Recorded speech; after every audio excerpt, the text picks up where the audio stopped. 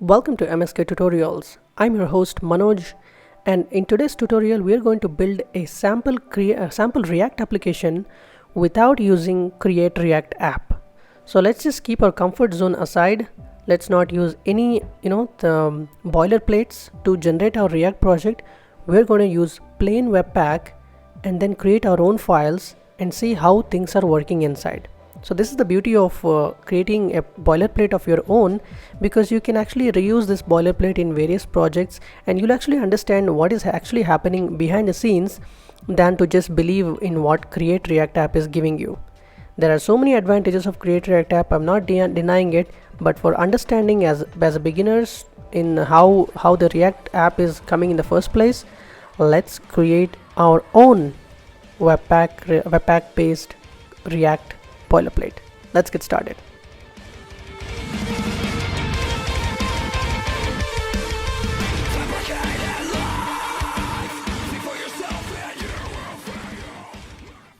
Alright, so we're in a folder called MSK Tutorials. We're going to create a new folder here. Alright, so the folder name is Webpack React plain boilerplate. Okay, we're going to cd into this folder. Now inside this folder we'll try to bring up a simple hello world application of React.js, but we are not going to use Create React app boilerplate because I want you to understand how to use live without a boilerplate and really see how we can configure a project with plain Webpack. Alright, so we're going to install a bunch of npm packages, but before that we are going to initialize this repository. I'm going to do npm init inside this repository, so it is going to ask me a bunch of things. So what is the package name? So we'll just name the package name as WRPB,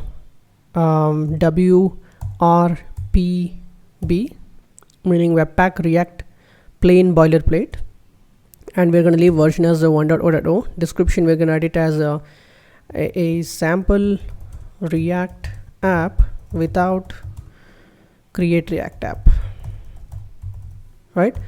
So, and the entry point is index.js. We're going to leave it as index.js. We're going to leave the defaults here. Git repository, we're going to add Git repository later. So keywords, we can add a Webpack React. Author, I'm going to add my name here. Alright, so license, we're going to leave it as default. So it is just asking me that is all these things are okay. I'm going to hit yes, it is okay. So our project has been created in our file system. So we're going to just go into this project. We're going to open actually we're going to install a few packages right now. So let's just start with Webpack itself. So we're going to do npm I save dev, and we're going to install Webpack.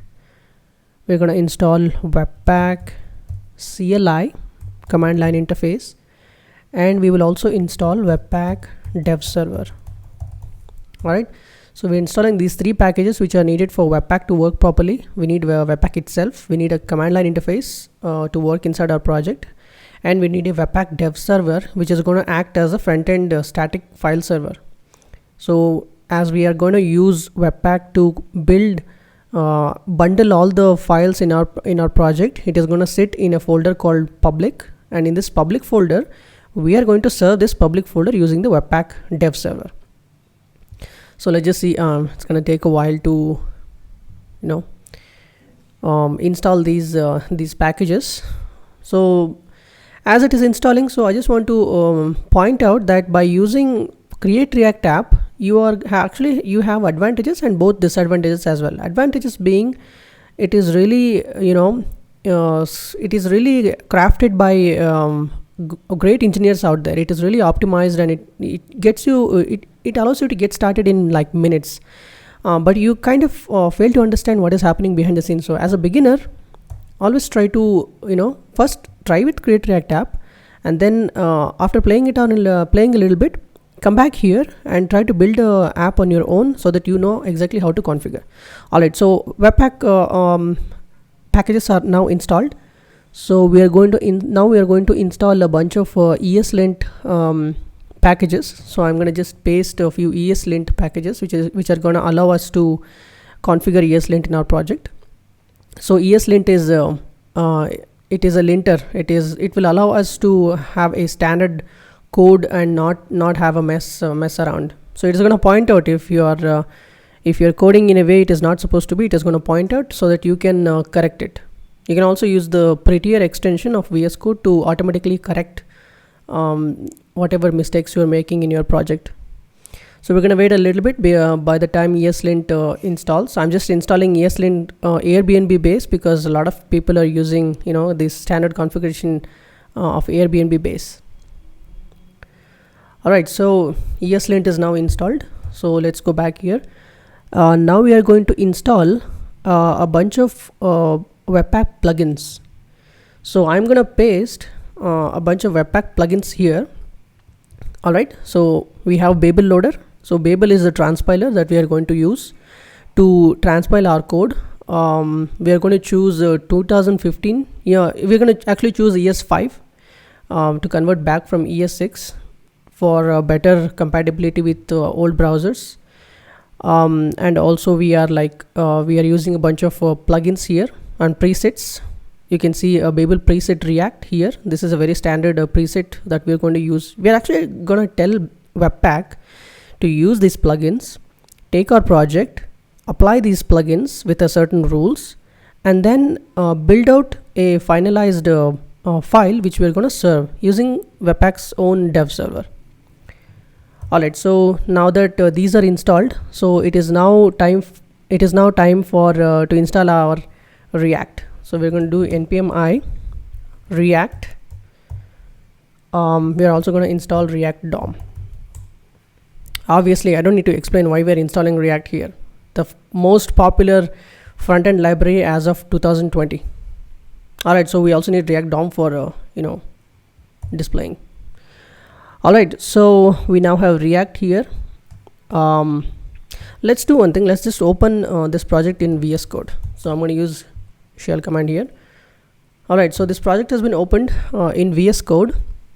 So you can see here it has created two files. One is package.json.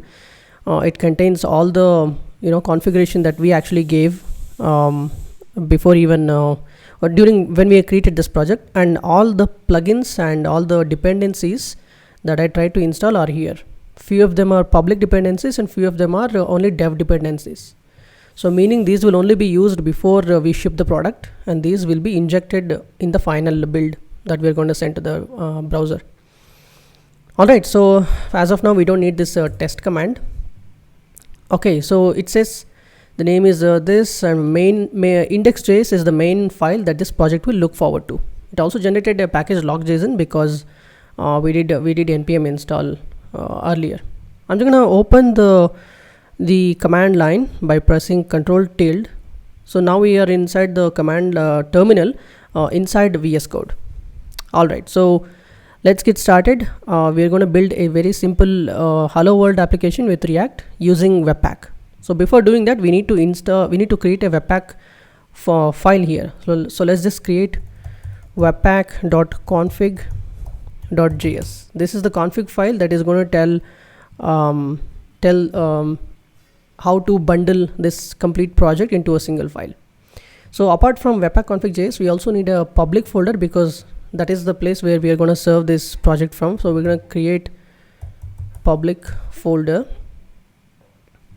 Alright, so we have public folder and we have webpack config.js, and as for package.js is concerned, package.json, the main file is index.js, so we need an index.js file.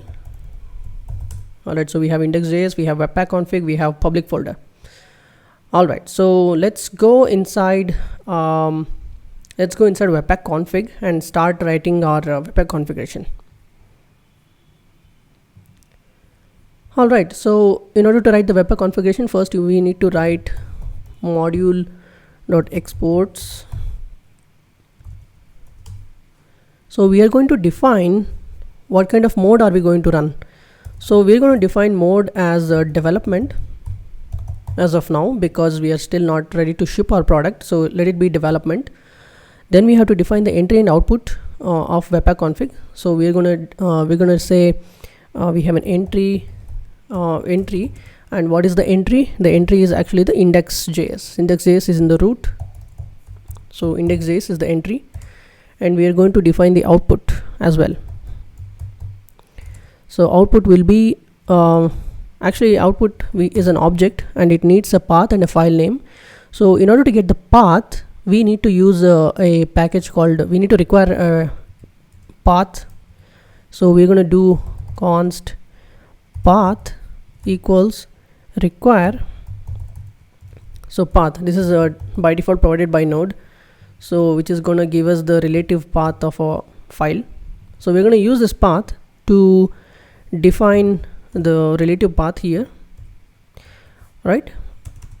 So we're going to do path.resolve. So in path.resolve, we're going to do dir name.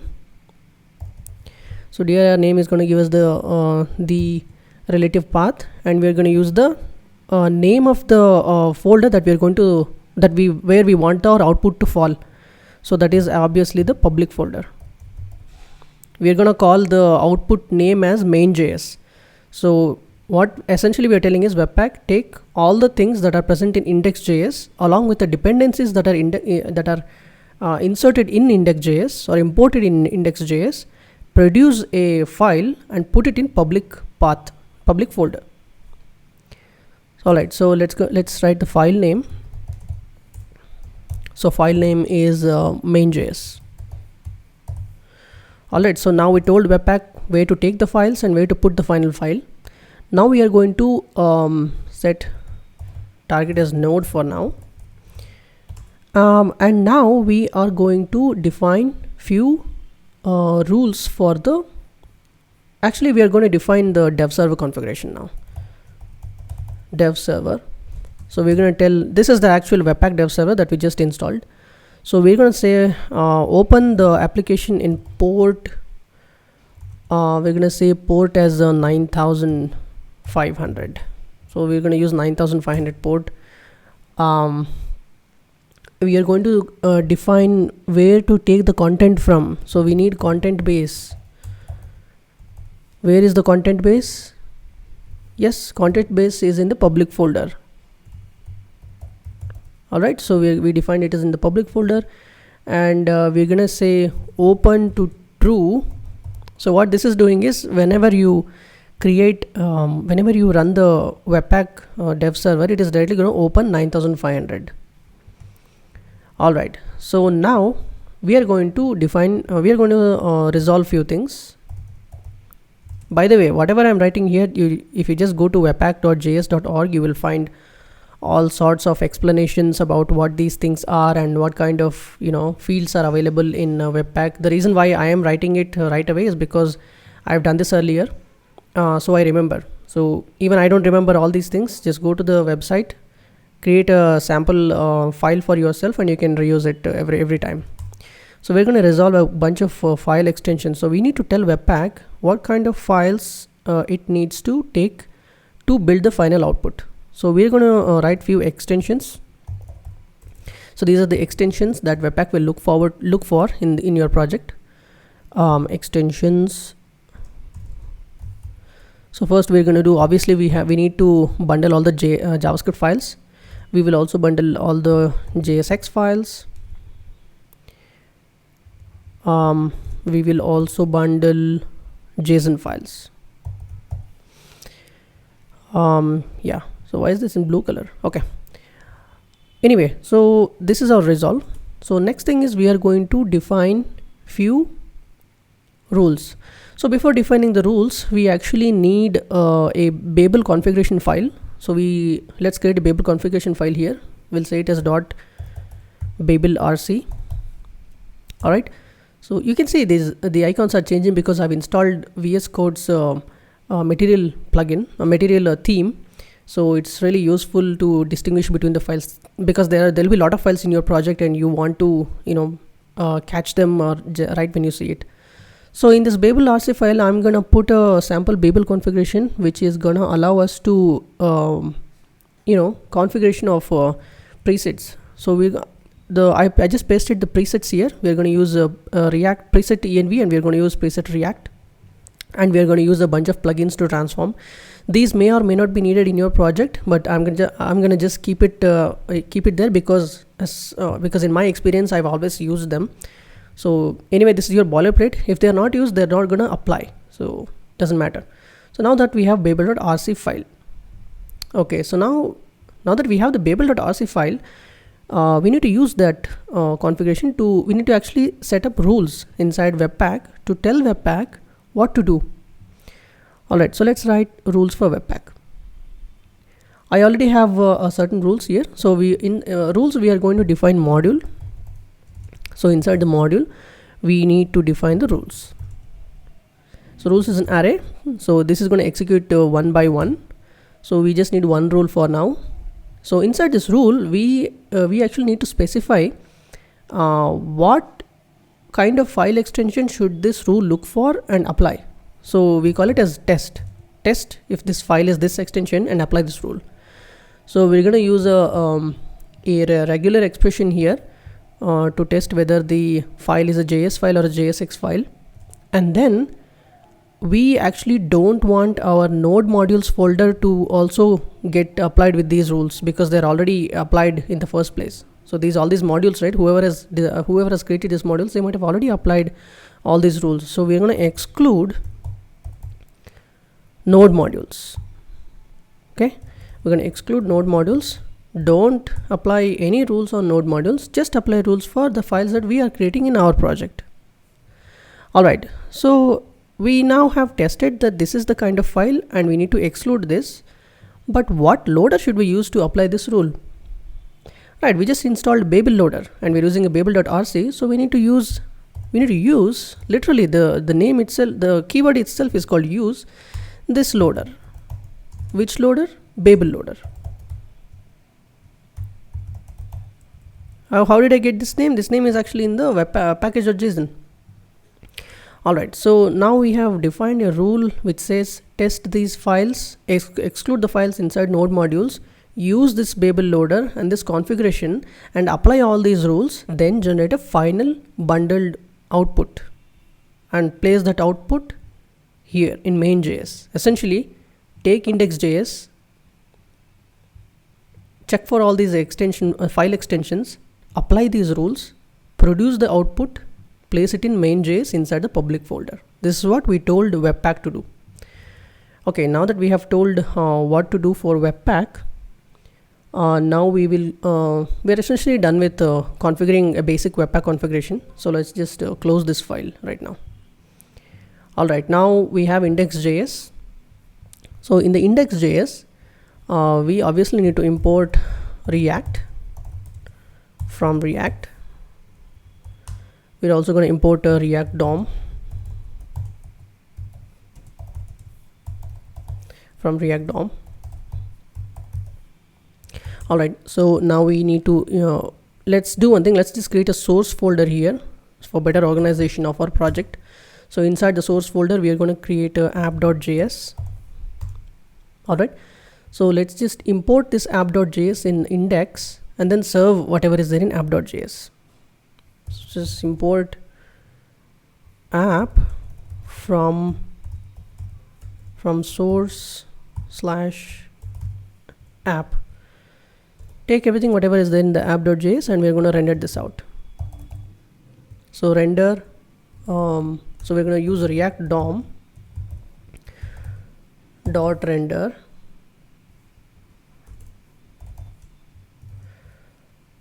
Alright, so we need to specify where to render, but where to render? So let's just create an sample index.html file here. That's where we are going to render. So we are going to call it as index.html. So I need a sample HTML, so I can here use a Emmet to quickly generate, a sample HTML. How did I do that? Just press exclamation character and then press tab. This is Emmet that created a sample HTML file for us, and title we're going to give it as Webpack sample Webpack React sample boilerplate. All right. So in the body, we are going to create a single div, and in the div, we are going to render whatever is there in the app.js file. All right. So we need an ID for this. So we will give ID as root. So now we have a sample div, and the ID is root. All right. So our index.js file is ready. But like I said, Webpack is going to create a file called main.js, and we are putting that inside public.js. So we need to import this JavaScript file inside the HTML file. All right. So we are going to import the JavaScript file now. So we're going to use a script tag, and then we're going to define the source for this script tag. So what is the source? So source is obviously source is main.js. All right, so it's going to try to load, and then we gave a source of main.js so that the code inside main.js runs. So let's go back to index.js, and now we can actually render this thing out. So we imported it as a app, so we're going to use app, render this app. But where to render? We're going to use document dot get element by ID, and our ID that we gave was root, right? All right, so our index.js file is ready now. So we just have to populate the app.js file. So inside the app.js file, we're going to use import. We're going to import React first of all from React. We're going to use function components inside. So let's just define a function that says my app. All right. So this my app is going to just return a sample div, and that div is going to say hello world. All right. So this is a sample function. It's a function component of the name my app, and it's going to return hello world. We need to export this function. So export default, because this is the only function that we're exporting. Export default my app.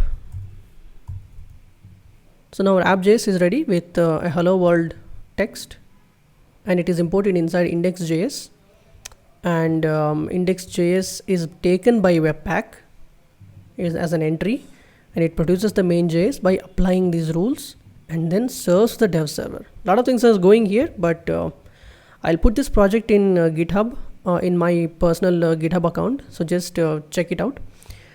All right, so let's test, shall we? Let's try running this project. So before running the project, we actually need few node scripts to run. So let's just define few npm scripts. So we're going to define a start. So what should start? When I do npm start, it has to run the Webpack dev server. Literally whatever I'm talking, I'm just writing the same thing here because the syntax is so similar. And what should it serve? So it has to serve this project, and we will also write another command to actually build this package into the main.js file. We're going to call it as a webpack dot. All right, make sure you put it inside the double quotation marks. All right, so now let's try to build. First, let us get the main.js out from this Webpack, and then we'll try to serve it. So all right, so let me just run npm run build. If we find any errors, we'll try to fix it. Let's see. All right, so we didn't get any error, and you quickly notice that you got a main.js file here, right? So let's see what is there inside main.js file. So this is a bundled output that Webpack has created. So you can see Webpack modules, and you can basically see this is a plain JavaScript file. Okay, this is a plain JavaScript file that Webpack created. Obviously we can't read this file. This is really in an unreadable format, but still this is still the development version. This is not even the production version. I'll show you how the production build looks like which is ready for, which is completely minified and optimized for production. So let's see if our application is able to run. So we're going to do npm start. What this is going to do is it is going to start this dev server in port 9500, and it is going to automatically open browser for us. Let's see if this works. Oh, we have an error. Let's see what is the error. So the error says webpack CLI bin config yars. Alright, so there is a problem with current the webpack versions that I've used here. So let's do one thing. I have a previously downloaded list of webpack and webpack CLI, webpack dev server, which are a good combination. I think this is a recent problem that has come in webpack. So let's just use different versions here which are compatible, and we'll do npm install again. By the way, if you're interested, go check out why this is happening with the latest webpack with the versions that install out of the box, and there should be a fix for it. So for the purposes of this this training, we'll just use these versions of webpack. They will actually run. So let's do npm start. Alright, so I think the project is built and the project started. We have our hello world displaying here. Let's go back to our project. So this is a very simple project. Has a webpack configuration. It has a package.json where all the things are configured. As far as npm is concerned, it has an index.js file that takes in the app and then renders the app in the root. Has a babel.rc to configure the transpilation. It has app.js that is displaying application, hello world text, and it has a public folder that is being served by the webpack dev server. We created an index.html file with a sample div of id root, and we actually loaded the main.js file inside the HTML file. So as we saw, this is the main.js file created by webpack. Now we will try to convert this into a production build and see what this looks like. First of all, let's see how much space this main.js file is occupying in development mode, and we'll see how much optimization webpack will do. So let's just reveal this in Finder. So this is the main.js file that webpack created. Let's just see the file size. So the file size is 1 megabyte.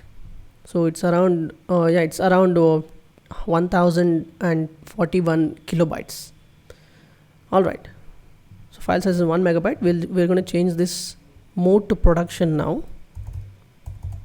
By the way, if you don't define the mode at all, it will fall back to production. So now that mode is production, we'll try to build the main.js file. Let's just stop this server. Let's try to build the main.js file again.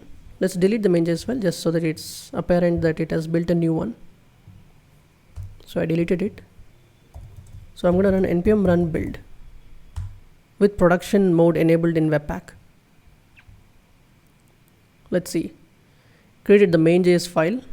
Right off the bat, you can see the file looks pretty different. There are no white spaces around.